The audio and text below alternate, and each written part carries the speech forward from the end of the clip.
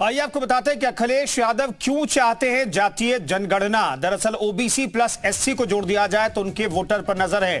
करीब 40% OBC voter और 25% दलित voter पर नजर है अखिलेश यादव की।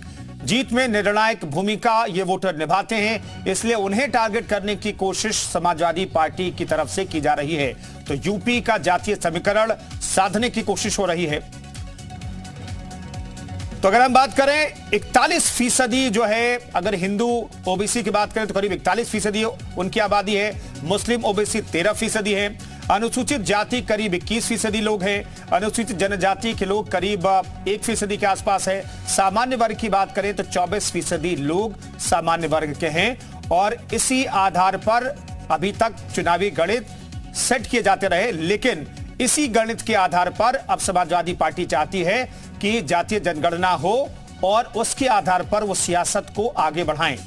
उत्तर प्रदेश विधानसभा के बजट सत्र में चर्चा के दौरान समाजवादी पार्टी के अध्यक्ष अखिलेश यादव ने योगी आदित्यनाथ सरकार पर जमकर निशाना भी साधा।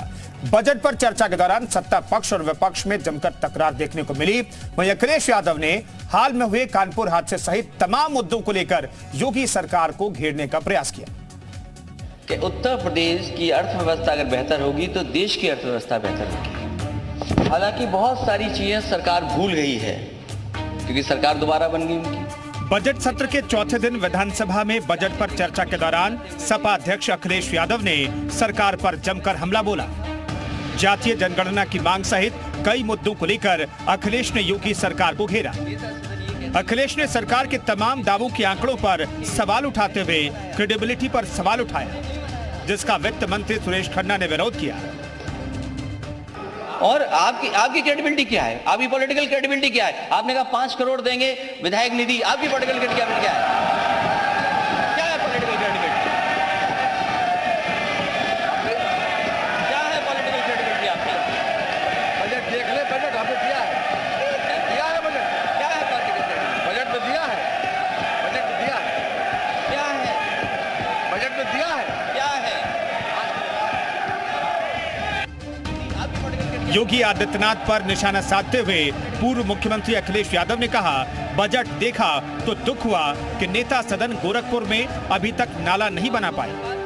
गोरखपुर में स्टेडियम क्यों नहीं बनाया? अगर गोरखपुर में नहीं बनाया तो कम से कम क्योटो में बना देते। कम से कम गोरखपुर में एक ऐसा स्टेडियम बना देते हैं जो अंतर्राष्ट्रीय स्तर पर अंतर्राष्ट्रीय मैच करा सकता। आपको अपनी नुमाइश, अपने मेले में खाली सीटें जो छूट गई, शायद स्टेडियम भरा मिलता।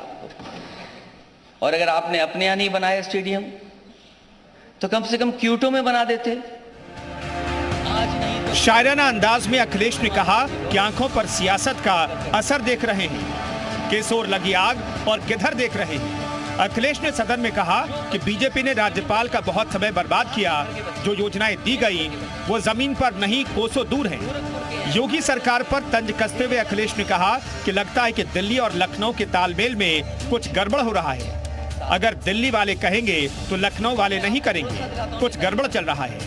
रिकॉर्ड गन्ना खरीद, 1 लाख टन की मक्का खरीद, 5 साल में 70 लाख नौकरियां, नकल मुक्त परीक्षा, लैपटॉप और टैबलेट हर जिले में, मेडिकल कॉलेज, फ्री वाईफाई, ये सब कहां है? ये करने के लिए नहीं, बस याद दिला रहा हूं कि क्या कहा था। देश के प्रधानमंत्री जी ने कहा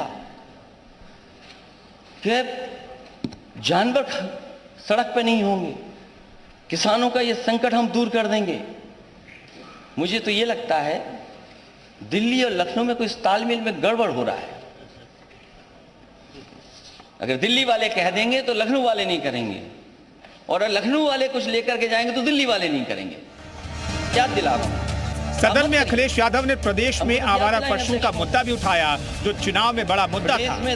बीजेपी नेताओं की तरफ इशारा करते हुए अखिलेश ने कहा कि निवेश लाने के लिए कितने देश गए आप लोग? क्या किसी देश में सड़क पर सांड दिखा क्या? वित्त मंत्री बताएं, अमेरिका की सड़कों पर सांड दिखा क्या? अखिलेश को ये कहते ही सदन में ठहाके लगने लगे। इतने देश देखा है आप लोग, किसी देश में सड़क पर सांड दिखाई दिया?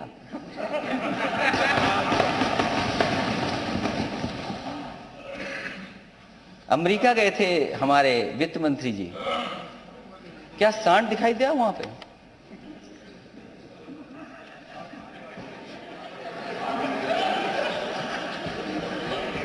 मैं तो पूछ रहा हूं। और आपकी अखिलेश ने नेशनल क्राइम रिकॉर्ड ब्यूरो का जिक्र कर आरोप लगाया कि प्रदेश में हर तरफ जंगल राज की स्थिति है।